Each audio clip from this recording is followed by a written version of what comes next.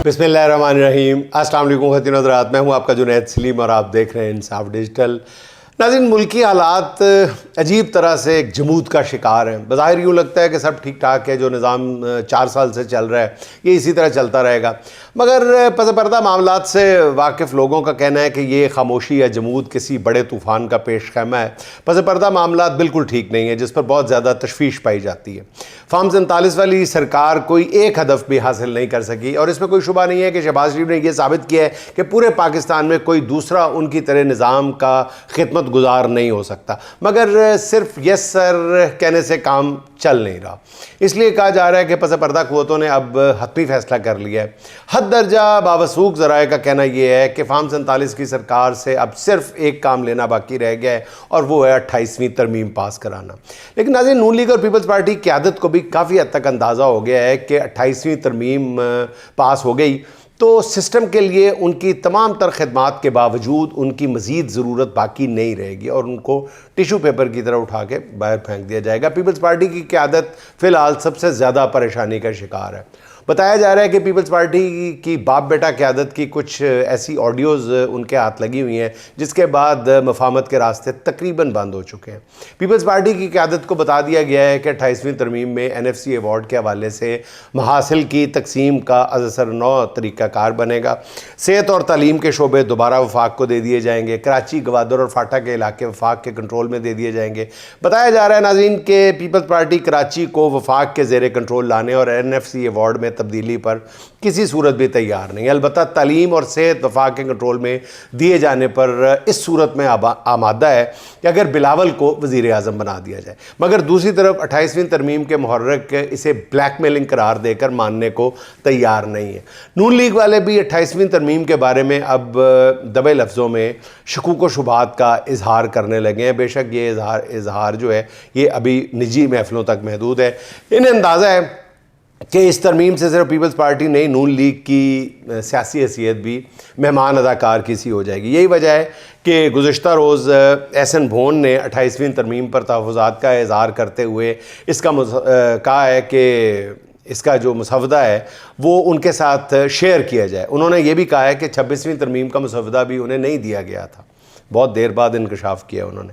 मुख्तलिफ क़ुव्वतों के साथ राह रस्म रखने वाले ज़राए का ये कहना है कि अगर 28वीं तरमीम पर नून लीग और पीपल्स पार्टी ने मिलकर मामला ख़राब करने की कोशिश की तो फिर मुख्तलिफ क़ुव्वतें सामने आकर तमाम मामलात अपने हाथ में ले लेंगी। जनाब सुहेल वड़ाइच ने अपने कॉलम में इसी तरफ इशारा करते हुए कहा है कि मुकम्मल मार्शल लॉ नुकसानदेह होगा, बेहतर यही है कि जमहूरी कठपुतलियों के ज़रिए ये काम चलाया जाए। मुख्तलिफ क़ुव्वतों ने नाज़रीन दूसरे ऑप्शन के तौर पर तहरीक इंसाफ के साथ भी मुज़ाकरात की एक खिड़की खुली रखी है। ज़राए का ये कहना है कि तहरीक इंसाफ की इस्टेब्लिशमेंट के साथ काफ़ी मामलात पर जो है वो बात आगे बढ़ चुकी है, काफ़ी मामलात तय पा गए हैं। PTI से कहा गया है कि वो सितंबर तक खामोशी इख्तियार करे, इसके बाद मौजूदा सेटअप को लपेट दिया जाएगा और कौमी हुकूमत बना दी जाएगी जिसमें PTI को भी शामिल कर लिया जाएगा, और फिर उसके बाद आम इंतखाबात भी करा दिए जाएंगे। ख़बर के मुताबिक ये मुज़ाकरात महमूद अचकज़ई और बैरिस्टर गौहर के ज़रिए किए गए हैं, जिनसे सलमान अकरम राजा और सुहेल अफरीदी भी मुकम्मल तौर पर आगाह है। यही वजह है कि तहरीक इंसाफ की क़यादत मज़ाहमत के हवाले से खामोश नज़र आ रही है। बताया जा रहा है कि सुहेल अफरीदी पर बहुत ज़्यादा प्रेशर है, पार्टी के अंदर उनकी साख बुरी तरह डैमेज हुई है। इसलिए सुहेल अफरीदी बार बार महमूद खान अचकज़ई से मुतालबा कर रहे हैं, तकाजा कर रहे हैं कि इन मुज़ाकरात को फ़ौरी तौर पर बामानी बनाया जाए या उनका हल सामने लाया जाए जिससे मेरी फेस सेविंग हो, क्योंकि मुझ पर बहुत ज़्यादा दबाव है। जिस पर महमूद अचकज़ई का उनसे कहना यह है कि सिर्फ सितंबर तक उन्हें वक्त दिया जाए, उसके बाद जो भी करना चाहेंगे वो खुद उनके साथ होंगे। अब इस मामले पर तहरीक इंसाफ वाज़े तौर पर 2 धड़ों में तकसीम है। एक धड़े का ख्याल ये है कि मुज़ाकरात वही ट्रक की बत्ती है जिसके पीछे 4 साल से PTI की आदत को लगाया गया है। इस धड़े में इमरान खान की बहनें भी शामिल हैं, मगर दूसरे धड़े का ख्याल ये है कि उनके पास इस्टेब्लिशमेंट की बात पर यकीन करने के सिवा ऑप्शन और क्या है। उनका कहना यह है कि इस वक्त पार्टी में ऐसी मज़ाहमत की सख्त नहीं है जिसके ज़रिए वो अपने मुतालबात बज़ौर ताकत या अवामी एहतजाज के नतीजे में मनवा सके। इसलिए मुज़ाकरात के हामी इस धड़े में से चंद लोगों का ये ख्याल भी है کہ تحریک انصاف کو 28ویں ترمیم کے حق میں ووٹ بھی دے دینا چاہیے، کیونکہ اس ترمیم میں بیشتر ایسی چیزیں لائی جا رہی ہیں جو ماضی میں کسی نہ کسی طور پر پی ٹی آئی کا بھی مطالبہ رہا ہے۔ دوسری طرف مزاحمت کرنے والے دھڑے کا یہ کہنا ہے کہ اگر پس پردہ قوتیں سنجیدہ ہیں تو پھر عمران خان کو کوئی ایسا ریلیف دیں جو نظر بھی آئے ریلیف۔ مذاکرات کی ان خبروں میں میرا اپنا خیال یہ ہے کہ پس پردہ قوتیں عمران خان سے کوئی ڈیل تو چاہتی ہیں مگر اپنی شرائط پر، جس کے لیے عمران خان کو عدالتوں سے کوئی ریلیف نہیں مل رہا، جو آئندہ بھی مستقبل قریب میں ملتا ہوا نظر بھی نہیں آ رہا۔ اس کی وجہ صرف یہی ہے کہ عمران خان کو اپنی شرائط پر کسی مفاہمت پر آمادہ کیا جا سکے۔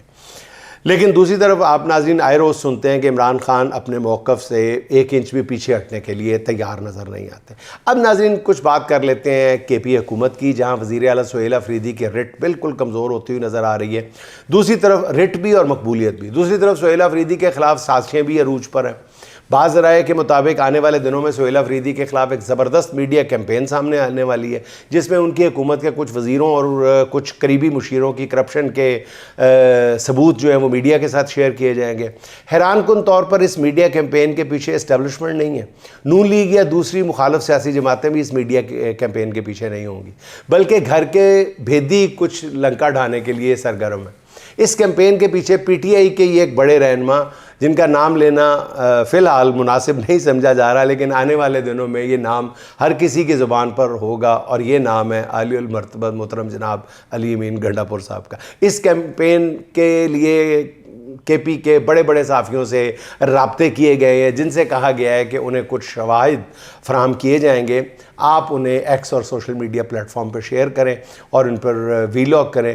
اس مقصد کے لیے مختلف طریقے سے اخبار نویسوں کو موم کیا جا رہا ہے۔ اب آگے اس کا کیا نتیجہ نکلتا ہے یہ آنے والے چند دن میں پتہ چلے گا۔ ذرائع کا یہ بھی کہنا ہے کہ سہیل آفریدی انتہائی کے بہت ہی قریب سمجھے جانے والے 2-3 وزراء اور مشیروں کی کرپشن کے ثبوت آنے والے دنوں میں سامنے آئیں گے، ان کو خاص طور پر ٹارگٹ کیا جائے گا، جس کی بنیاد پر پارٹی کے اندر یہ ایک فضا تیار کی جائے گی کہ سہیل آفریدی بھی کرپشن کے اس کھیل کا اسی طرح حصہ ہیں جیسے پہلے تھے، جو کہ میری ذاتی معلومات کے مطابق درست نہیں ہے، لیکن ان کا دامن آلودہ کرنے کا پورا پروگرام تیار ہے۔ سہیل آفریدی کا سب سے بڑا قصور یہ ہے کہ ان کی شہرت جارحانہ بلے باز کی تھی، مگر وزیر اعلیٰ بننے کے بعد انہوں نے محتاط بلے بازی سے اپنے نیچرل ٹیلنٹ کو نقصان پہنچایا ہے۔ اب کارکنوں کے اندر بھی ان کی وہ پہلے والی ساکھ نہیں رہی، بڑے بڑے سیاسی خانوادے تو انہیں پہلے قبول نہیں کرتے تھے۔ یقینی طور پر سہیل آفریدی بھی اس صورتحال سے آگاہ ہیں۔ اس کے لیے ان کے پاس بہترین موقع جو ہے وہ آئندہ منگل ہے۔ اگر وہ اڈیالہ کے باہر شو لگانے میں کامیاب ہو گئے تو یہ ان کی جو آئندہ سیاست ہے ان کے لیے لائف لائن ثابت ہوگی۔ اچھا ناظرین، ایران اور امریکہ ایک بار پھر بڑی جنگ کے کنارے کھڑے ہو گئے۔ گزشتہ رات عملی طور پر سیز فائر ٹوٹ گیا جب امریکہ نے ایران کے سمندر میں کھڑے 2 جہازوں پر حملے کیے۔ اس جنگ کا ایک خطرناک پہلو ناظرین یہ ہے کہ گزشتہ رات پہلی بار یو اے ای نے ایران کے شہری علاقوں پر میزائل داغے۔ عرب امارات نے بہانہ یہ بنایا کہ ایران نے اس کی فجیرہ آئل ریفائنری پر حملہ کیا ہے۔ ایران ان حملوں سے مسلسل انکار کر رہا ہے۔ البتہ ایران نے امریکی حملوں پر زبردست جواب دیا۔ ایران کا دعویٰ یہ ہے کہ اس نے امریکہ کے 3 ڈیزاسٹر تباہ کر دیے ہیں۔ یہ تیز رفتار اور طاقتور جنگی طیارے ہوتے ہیں جو سمندر میں بحری جہازوں کی حفاظت پر مامور ہوتے ہیں۔ امریکہ نے کہا ہے کہ اس کے ڈیزاسٹر تباہ نہیں ہوئے بلکہ انہیں معمولی نقصان پہنچا ہے۔ اتنا اعتراف بھی بہت ہے کہ معمولی نقصان پہنچ گیا۔ ایران نے خود پر ہونے والے تازہ حملوں میں ایک بار پھر امریکہ سمیت دنیا بھر کو سرپرائز کیا، اور ایران کا کہنا ہے کہ اس نے اپنے شہری علاقوں پر داغے جانے والے 90% میزائلوں کو ناکارہ بنا دیا ہے۔ یہ وہ ناظرین چینی میزائل ڈیفنس سسٹم ہے جو ایران نے جنگ بندی کے دوران چین سے حاصل کیا تھا۔ اب ذرائع کا کہنا یہ ہے کہ ایران نے جو چینی میزائل ڈیفنس سسٹم حاصل کیا ہے امریکہ کے پیٹریوٹ اور اسرائیل کے آئرن ڈوم سے کہیں زیادہ کارگر اور کامیاب ثابت ہو گئے۔ میں اب بھی اپنے موقف پہ قائم ہوں ناظرین کہ اگر اسرائیل نے کوئی بڑی شرارت نہ کی تو بڑی جنگ کا کوئی واضح خدشہ موجود نہیں ہے۔ تجزیہ کاروں کو کہنا ہے کہ ٹرمپ سخت اس وقت مشکل میں نظر آ رہے ہیں۔ بڑے بڑے جو تجربہ کار تجزیہ کار ہیں وہ اس موقف کا اظہار کر رہے ہیں کہ ٹرمپ جو ہے وہ بری طرح ایک مخمصے میں پھنسے ہوئے ہیں، الجھن کا شکار ہیں، مصیبت میں نظر آ رہے ہیں، کیونکہ اگلے ہفتے ٹرمپ کو چین جانا ہے۔ ٹرمپ نہیں چاہتا کہ وہ چینی صدر کے ساتھ اس حالت میں ملاقات کر کے کہ وہ ایران میں شکست خوردہ ہے. ٹرمپ کی پوری کوشش ہے کہ وہ کسی نہ کسی طرح دورہ چین سے پہلے ایران کے معاملے میں کوئی ایسی فیس سیونگ حاصل کر لے جس سے اس کی سپر پاور حیثیت بحال ہو جائے، جو تاحال ہوتا نظر نہیں آ رہا. جنگ کے ساتھ امریکہ نے سعودی عرب، متحدہ عرب امارات اور اسرائیل کے ساتھ مل کر سلامتی کونسل کے لیے قرارداد تیار کی ہے. یہ قرارداد پیش ہونے سے پہلے ہی روس نے اعلان کر دیا ہے وہ کسی بھی قرارداد کو ویٹو کر دے گا جس کا مقصد صرف ایران کو ٹارگٹ کرنا ہے. اور ناظرین، آخر میں مسلسل تیسرے روز منظر بھوپالی کے چند اشعار: جدائی ہو کہ ملن ہر ادا ہماری ہے، جدائی ہو کہ ملن ہر ادا ہماری ہے، تمہارا شہر ہے لیکن فضا ہماری ہے، شکایتیں بھی کریں تو ہم کس زباں سے کریں، خدا بنایا تمہیں یہ خطا ہماری ہے، تم اپنی دولت و طاقت پہ ناز مت کرنا، تم اپنی دولت و طاقت پہ ناز مت کرنا کہ اب کی بار بھی یہ کربلا ہماری ہے، ہمارے جسم کی عریانیت پہ مت ہنسنا، ہمارے جسم کی عریانیت پہ مت ہنسنا کہ تم جو اوڑے ہوئے ہو ردا ہماری ہے، کہیں پہ جل نہیں سکتے ستم گروں کے چراغ، کہیں پہ جل نہیں سکتے ستم گروں کے چراغ، تمام شہر میں اب کے ہوا ہماری ہے، تمام شہر میں اب کے ہوا ہماری ہے. ناظرین، خوش رہیں، خوش رکھیں. آپ سے ملاقات ہوگی انشاءاللہ اگلے ولاگ میں. اللہ حافظ.